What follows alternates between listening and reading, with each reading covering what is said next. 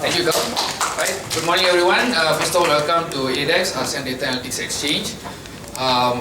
Just to manage expectations, I'm not going to be talking about oil and gas related stuff. So, but I want to give comfort to everyone here in this room as well as the industry out there that MDEC as a government agency is working hard on ensuring that the ecosystem for data analytics, for machine learning, AI, and those such technologies, we are fully aware of the requirements, we are fully aware of the demand out there, we are aware as well the complexities and the challenges faced on the demand side, on the supply side. And here today I'm going to run through some of the stuff that we've been doing, as well as give you some examples of some of the work that we've been doing in the area of data economy. For your info, data economy was a growth from data analytics. We started off focusing on big data analytics in 2014, right? We started as a small unit, and then we turned into a department, and then when we merged with the IoT group, we became into a whole division where we call ourselves data economy. And since last year, our focus has also been on AI as well. Right, quick introduction to MDEC, those who are not aware. I think Dr. Carl this morning gave a brief overview of what MDEC is. I'm just going to deep dive into some of the areas that he may have missed or skipped. Right, so as I mentioned, MDEC, we're a government agency. We were set up way back in 1997 by the current Prime Minister, who was the Prime Minister then as well. I'm sure you're aware of this initiative called the Multimedia Super Corridor MSC.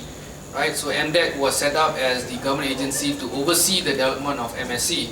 Right, and that was more than 20 years ago. And of course, our role has actually morphed into something more bigger right now. So when we were set up, at that time we were known as the Multimedia Development Corporation, MDEC. While the acronym remains the same, that acronym now stands for Malaysia Digital Economy Corporation. As you can see, the name, the digital economy, we actually encompass end-to-end right now. Okay, some historical landmarks here. We started off, as I mentioned, way back in 1996. Right now, for information, the digital economy contributes to about 18% of the national GDP. And actually, our target was actually to hit, our target is actually to hit 20% by 2020. And the way things are going, we probably hit the 20% way before 2020, hopefully by late this year or even early next year, right? Okay, Dr. Kal mentioned this briefly. These are the 4 areas that MDEC focuses on. Driving investment, of course, bringing in the big guys, the foreign FDI into the country. And then at the same time, we want to make sure that we grow the local companies as well. We don't want to leave them out of the picture. So we want to take these guys and grow them big, and then even better, get them to go out, explore the region, or even become a global company as well. And then the ecosystem development, of course, that's very crucial. Doesn't matter what technology you're doing, is it cloud, is it AI, is it big data. The ecosystem to support this needs to be there in place, things like talent, investment, R&D, the startups. So we look at all of those aspects as well. Finally, how do we actually ensure all this technology, digital technology is actually being utilized from end to end. So we're looking from the citizen's point of view. How these technologies can be used for the benefits of the citizen? How can government improve its services to deliver better services to its citizens? Right? And I think Dr. Kyle also hinted on some of the things that we're doing for the bottom 40, B40. How do we equip these guys so they can actually generate additional income by using digital tools like e-commerce? So we are actually working with people, the likes of TVETs, the vocational schools, and we actually go in, we actually help them build into the curriculum e-marketing modules and stuff like that. We teach them how to do marketing on Facebook, even how to take photos of your products, how do you sell online, how do you package it, how do you market it and stuff like that. So actually get these guys to actually move up the value scale and increase their income as well. So it's not just TVET students as well.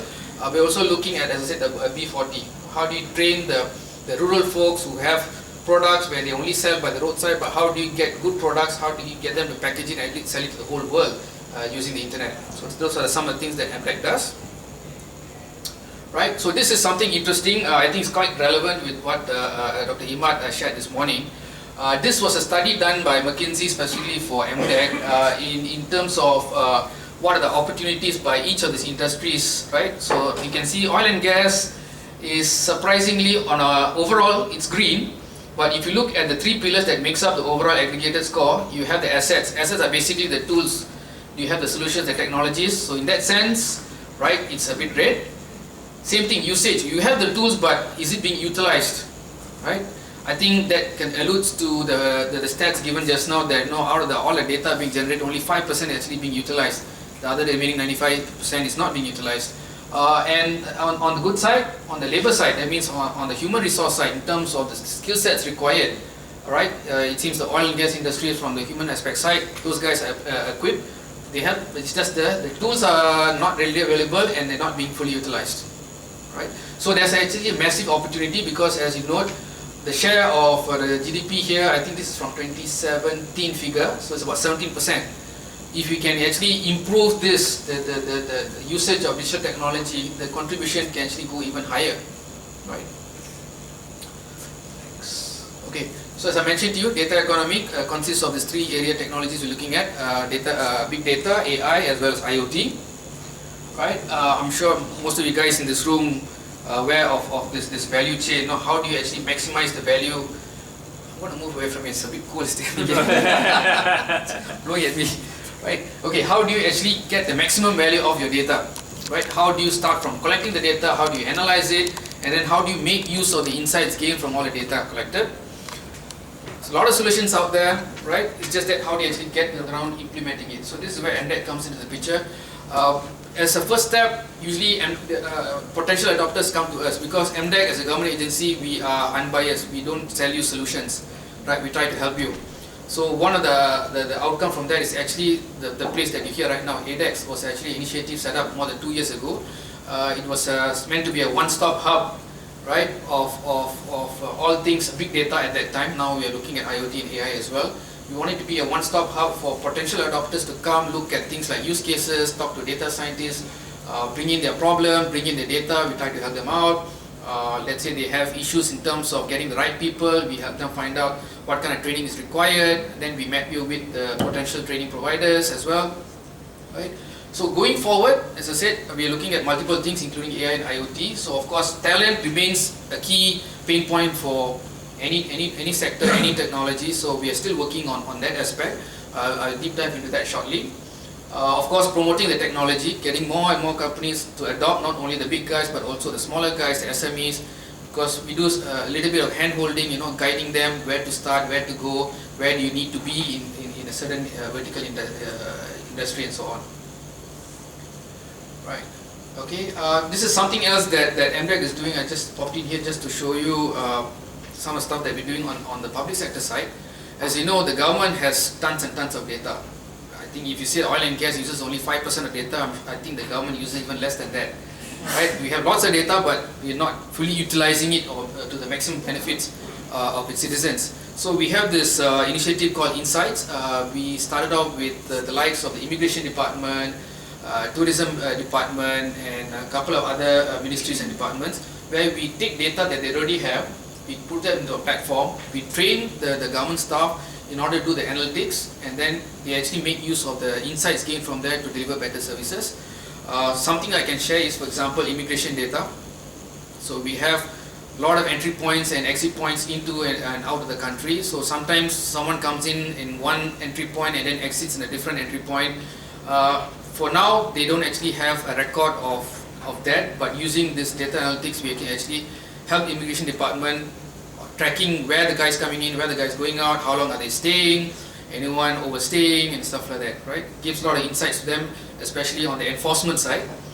And at the same time, we also take indicators from various various benchmarks, global benchmarks, and then actually help the country move forward, because there's a lot of rankings out there. For example, IMDb, WF has country rankings on a global scale of countries, and then they have like multiple indicators, and then what do? We take all the data of all these indicators, and then we see if we change something here, what is the change in ranking for Malaysia, and then we use that information and pass it back to the government and see how we can actually improve Malaysia's ranking in the next round of ranking. Right, that's called Insights for you. Right? Yes, so talent development. I'm sure some of you are aware of this. 65% of the kids right now in school are going to be working in jobs that don't even exist right now. So I mean, put yourself in your position when you're in school. You didn't hear things like data scientist, drone pilot, roboticist, and stuff like that, and things like social media engineer and stuff like that. It's happening right now. So it's going to get even more drastic, right? There are going to be jobs out there that doesn't even exist right now. What do you teach those kids right now? The jobs don't even exist. What are you going to teach them? So we have a comprehensive end-to-end strategy in addressing all the requirements out there. So we break it down by short-term to long-term, as well as from primary, secondary school up to the industry with the tertiary in between as well. Right? We start from the school level, if you don't mind. I'm not sure how many of you are aware. Since 2 years ago, in Malaysian schools, we've been teaching primary school kids coding. Right? It's called computing, right, as a subject. So we actually embedded that. So MDEC was an integral part of that. We actually helped come up with the curriculum. We helped to train the teachers. Because we want to make sure that kids that's coming out from the school system are not just consumers of digital technology, but also be able to understand what happens inside a phone. For example, when we went to school, when we learn electricity, when you press a switch, the wall switch, and the light comes on, what's happening. It's not magic, right? Where the power is consumed, how the electrons travel through the wires, how the heat is turned into light and stuff like that. But when it comes to digital technology, if you ask any kids right now, yes, they are experts in using iPads and phones and stuff like that, but if you ask them to explain how it works, they don't know, right? So we want to eliminate, we want to tell them it's not magic, this is how it works. So we want to teach them this basic fundamental, because going forward, technology is going to get more complicated, right? We don't want us just consuming stuff, because if you just consume, it's going to be bad for the economy in the long term, right? So starting at schools, yes, so we started embedded computing in the school curriculum, and also promoting ICT as a career of choice, because at one point in time, the intake for ICT students in the local universities was actually going down, because parents were thinking, ICT, jobs, it's a very tough job, low paying job and stuff like that, but that's actually quite opposite. The demand is high, the salary is even higher, right? So we actually want to promote ICT as a career, so we've been doing that on the school level as well. And on the tertiary side, in order to ensure quality, right, we work with the industry to incorporate the necessary curriculum into the universities. And also, as I mentioned to you, we are working with the vocational schools as well. So we're not just looking at the university side, but also the vocational students as well. How do we improve the quality of the students coming out from this sector? And then as well as on the industry side, how do you upskill and reskill existing workers in the workforce, right? I'll come to that shortly as well, but for example, as I was giving an example just now, a few years back, there are people who are advertising courses, you go in for a 2-day course, you come out as a data scientist, right? Dr. Bala, I'm sure you will not agree with that.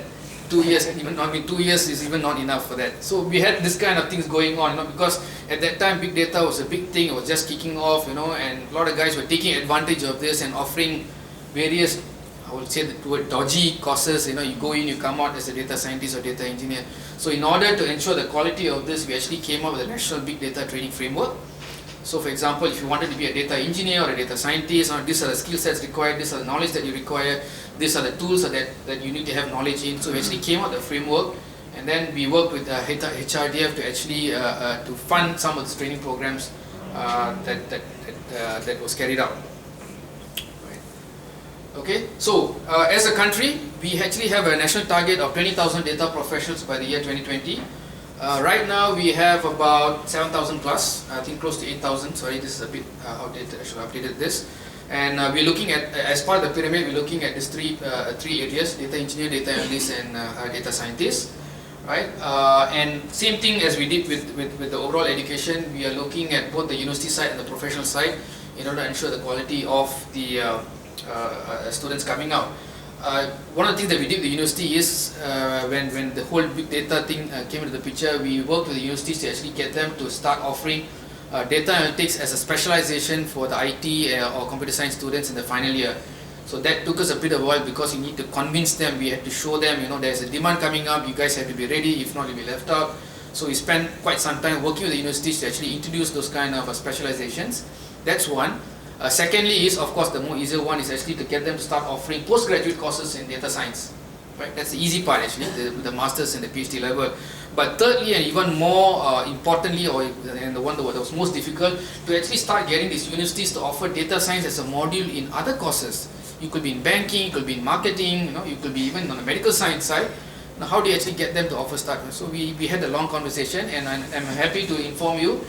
Just last week, we announced 6 universities, local universities, both private and public, are actually making it compulsory to mandatory, or to actually offer data science modules in all other courses. For example, International Medical University (IMU) is actually making it mandatory for their students.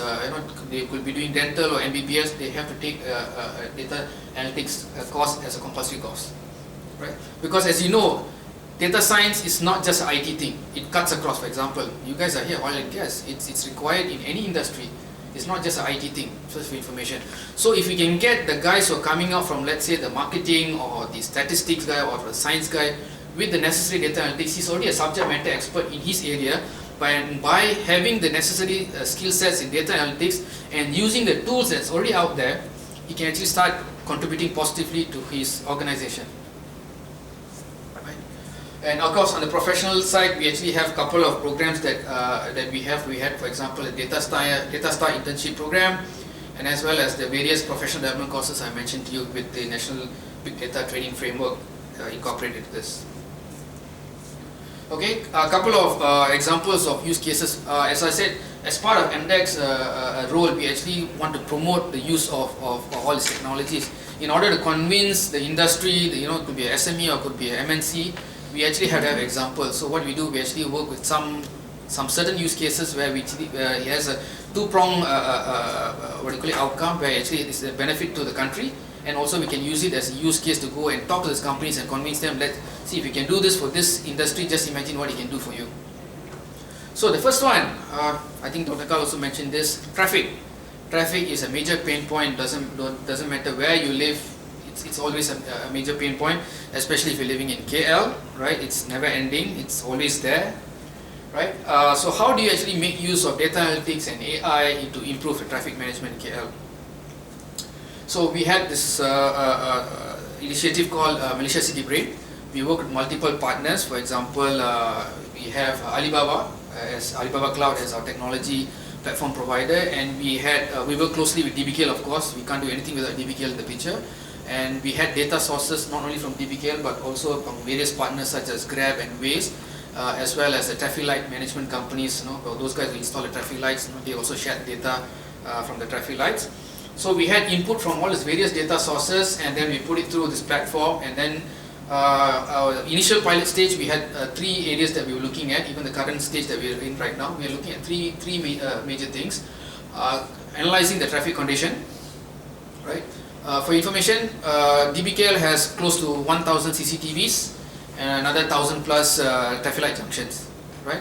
So we actually have data from not all of it, but those relevant to this project. We have data coming into their central dashboard called ITs. Okay, so we have access to that data, and we also have data from the traffic light itself. I'm not sure how many guys noticed in a traffic light junction there is a thing called loop detectors. It's like a small rectangle line on the road itself.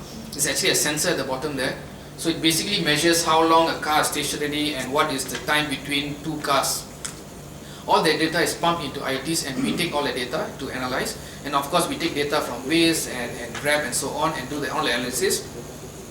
And the outcome is, of course, how do you optimize the traffic? Okay, right now for information, in KL there are 3 types of traffic lights. One is the dumb traffic light, where the light changes at a fixed schedule, right? Green for 10 seconds, red for 10 seconds or whatever. So it's fixed throughout the day. Second is the semi-intelligent one, where during the peak period the timing changes, but other times it's the same.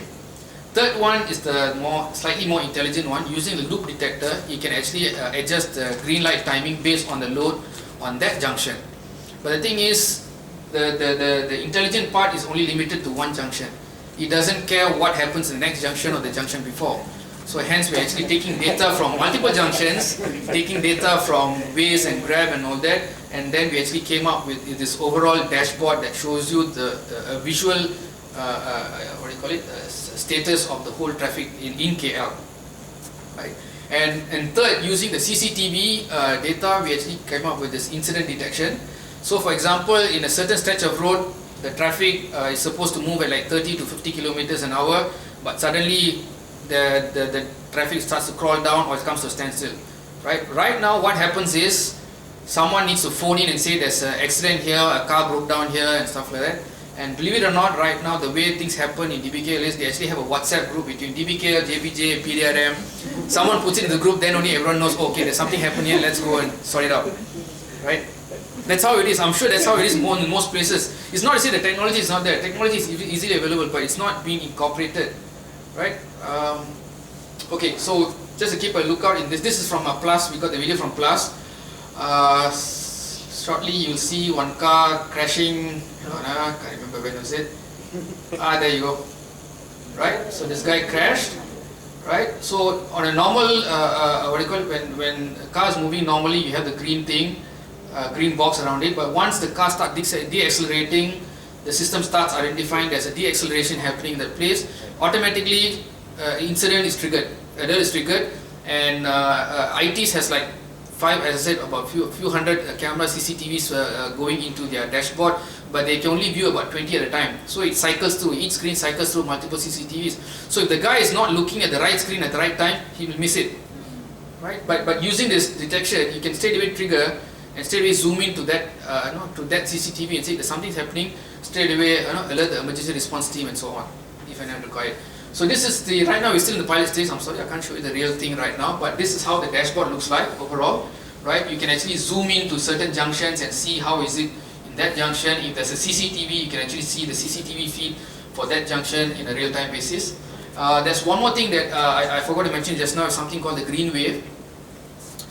This whole thing came about from when the former Prime Minister went to Japan. He was saying that when he was driven from the Tokyo airport to his hotel, there were no police outriders. But then he said for every junction he went to, it turned green. Right? So over here, how they do this so-called green wave thing is they actually have police outriders going in front, going at the back, stopping traffic and stuff like that.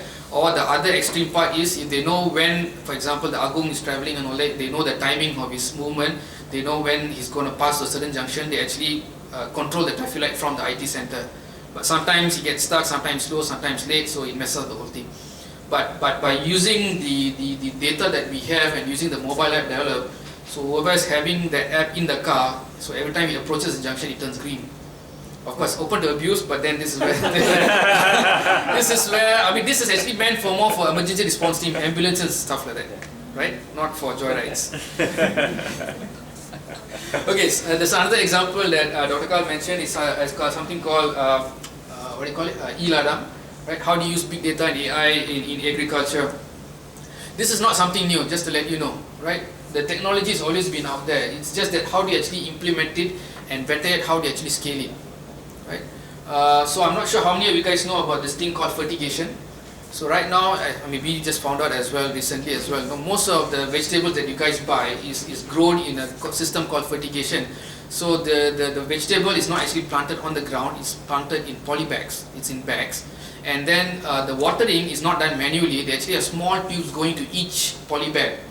And it's not just water, they also mix fertilizer into that tube. So it's a two-in-one kind of thing. Water plus fertilizer goes into each plant on an individual basis, and then all the tubes are connected to a central tube, and then that goes into a huge drum where you actually mix water and fertilizer. Right now how things are done is they actually have a manual usually a foreign laborer mixing the fertilizer, and it's not only one fertilizer, usually a combination of multiple fertilizers in a certain ratio. Right? For example, in Chile, there's two types of fertilizers needs to be mixed in a certain ratio, twice a daily or depending on the age of the plant. But what happens is sometimes the guy gets it mixed up. He uses more fertilizer A than fertilizer B, or the ratio goes wrong. What happens is the quality of the chili coming out goes down, right? So there are three types, there are three grades for chilies: grade A, grade B, grade C. So what you see in the market is usually grade A. Grade C usually goes to your chili sauce plants where you don't see how the chilies look like. It all looks bent and stuff like that, right? So of course for grade A the price is higher. So the farmers actually earn more when they sell more grade A chilies. So what we did is we worked with a technology partner where we actually automated the mixing of the fertilizers, as well as the releasing of the fertigation liquid on a certain time basis, automated, fully automated. All they have to do is put in the fertilizer A, fertilizer B in a bin, and then the control system, the IoT systems, will actually mix it in the correct ratio and releases it at the correct time, right? Using the correct ratio. So the early results have been quite good. So we've seen at least a 25% improvement in the yield of the chilies. So there's two parts. Not only the yields improved, the number of the percentage of grade A chilies has also increased tremendously. Right? So there's less grade C's compared to grade A. So your chili sauce is going to cost more soon right now. Right? So yeah, you reduce the cost because you don't need the foreign labourer to actually go and mix this on a manual basis, right? So that's one that we've been working on. So, and we started with chili, right? But of course we're looking at other areas, for example poultry as well, corn, and even rice. Okay, for example, drone technology is readily available, but it's not being used because, as Dr. Karl mentioned, the ROI is not very clear. Because for example, for this chili, this one, the ROI is within 1 year, 2 planting seasons, you get back your money. And then in order to make it even more attractive, we actually work with the Agriculture Bank to offer a very attractive interest rates for those farmers using this technology. And at the same time, how do you actually scale this? Instead of us going to farmer by farmer, we actually work with the Farmer Association, right? So the Farmer Association will actually help to coordinate everything, right? And they actually help to promote it. So the way the system works here is, if if a new technique comes in and if the Farming Association approves it, all the farmers under the association has to adopt it. It's compulsory. So that's what we're doing. In order to scale this, we work on a small pilot. We convince the Farming Association. Once they are convinced, they actually get all their members to actually adopt it. So we stay away able to scale instead of dealing with farmers on a one-by-one basis. Those are chilies. Okay, something similar as well. You'll be surprised. Gloves. As you know, Malaysia is the biggest glove producing country in the world. We have the top 5 companies in the world in the country as well. Of course, not just gloves but also condoms, but same materials. Okay, so you'll be surprised how similar the things are. Same thing, to manufacture glove, they have this big chemical drum where they have to mix different chemicals and stuff like that. In order to mix the chemical, they actually have a foreign labourer manually pouring in the various chemicals into it. And then what happens, once in a while they have to do a QC, so this guy has to go in, take a sample from the drum, run all the way to the lab and do the testing.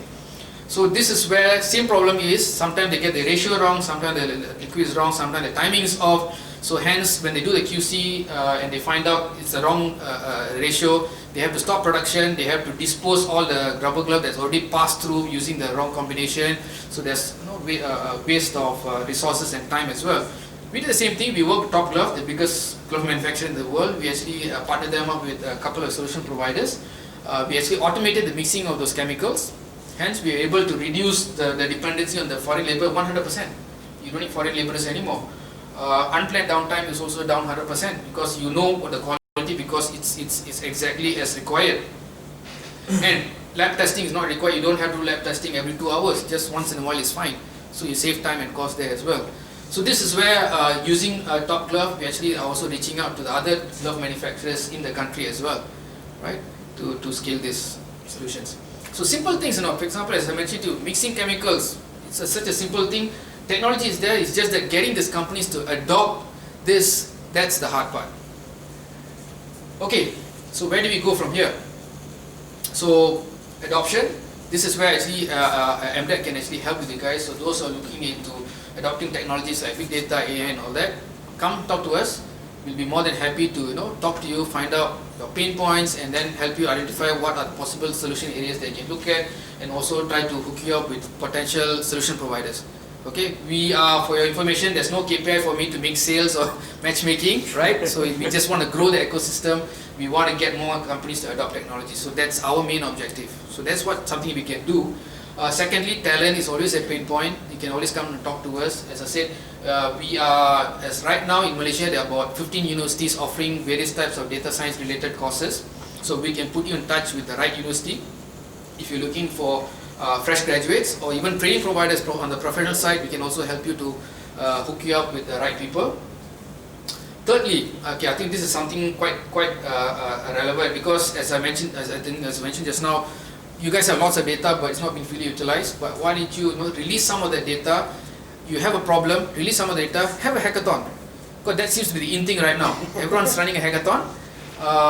I can give you some good examples. CIMB was running hackathons for the past few years and all that on a country level, but this year they've gone regional, right? Because they see a value in this. You have people like AirAsia running hackathons. You have Mars doing hackathons. Usually they have a couple of angles for when running hackathons, this kind of organization. One is they have a problem and they don't know how to solve it, right? So they open it up to the world, come and tell me how you're going to solve it. That's one. Secondly, in the case, for example, AirAsia, they're actually looking at it from a talent point of view. They want smart guys. So they actually opened it up and they actually hired the winning team, right? That's one angle that you can look at as well. Oh, but usually it's the first one. For example, Mars, they had a couple of pain points they actually listed out, and they also get, this is my data set. Go ahead, give you 24 hours or 48 hours, give me a prototype and how it's going to work. And then after the winning team will be taken, you can do some sort of incubation with the company. That could be a commercial arrangement between you and the winning teams. But this is something that we see catching on because it's a win-win solution on both sides. You don't actually have to fork out that much of money for a system that you don't know whether it's going to work or not. And on the other side, we have the students, the startups, or even the companies willing to show what they can do. So by showing you a proof of concept that I can do this, just give me the opportunity, right? I can do even more. That is something we can do. So we've been running hackathons, or not only running hackathons, we've been facilitating a lot of these big organizations to run hackathons for a couple of years. So we actually have some experience under our belt for this. So if you guys are interested, come and talk to us. But the main thing is two main things that you require. One is data set. You should be willing to share data set. Doesn't have to be critical data sets or even live or up to date. Could be something old, right? Something not so crucial. But you have to be able to share data. Because without data, you can't do anything with this. Secondly, you probably need to have some sort of a technology partner to help you out with this. Because with all the data and stuff like that, you don't want the solutions coming from 10 different technology platforms or providers. So it's good if you can partner with your current technology provider, right? And then if they can be a partner or a sponsor for the event where they provide the platform for free or something like that. So it's easy to get the startups and all that to join this hackathon easily. Right, and finally is something I think Bhumi Amada gave a very good example of some of the stuff they already done. If you guys want to share your use cases, you're most welcome, because as I said, ADEX is where we have potential adopters coming in. We would love to have use cases from the oil and gas industry specifically, right? We would love to have it. It's a win-win, I think. You share our experience, at the same time we can actually help potential adopters to look at what you have done and how they can actually also benefit from this. And I'm done. Thank you. Any questions? Yeah, I think EMAD presented about 20 use cases, I think. Yes, sir. So, some of the use cases and projects that you presented, right? How is the level of involvement? What is the level of involvement by MDEC for some of those projects? Are you like leading it? Are you actually doing the work? Or We facilitate. Right. We facilitate, because for example, for a project at the size of CityBrain, no one single company will be able to do it, because we need to coordinate between multiple parties, the TPKL, the government side, the private sector side. This is something what we do best. We have the doorway to the government side, we have the doorway to the private sector side. So that's something that usually what we do, this kind of cases, we facilitate. For the ELADA, for example, we did a call for collaboration. We had this problem statement. We worked with the Farming Association. We listed out the problem statement. Then we went to the private sector and we did a call for collaboration. This is the scope of work. Who can come in? Who can do it within this time, with this budget? So we actually do that kind of facilitation. Okay. So I guess follow-up question is that so if there's a technology company with an idea, right? Would you be able to help them facilitate validating the idea if it's actually workable in the market or not? And helping them if it's a good idea to proceed in the market, how to go about finding. Of course, I mean, as part of our role as well is to, it could be a foreign company, it could be a local company, that's part of our role as well to actually grow these companies. We'll be more than happy to see how we can help them. Because what we do best is do matchmaking. Right? So if you have a solution and then we have potential guys who have a problem in that area, we try to do a matchmake and see what comes out of it.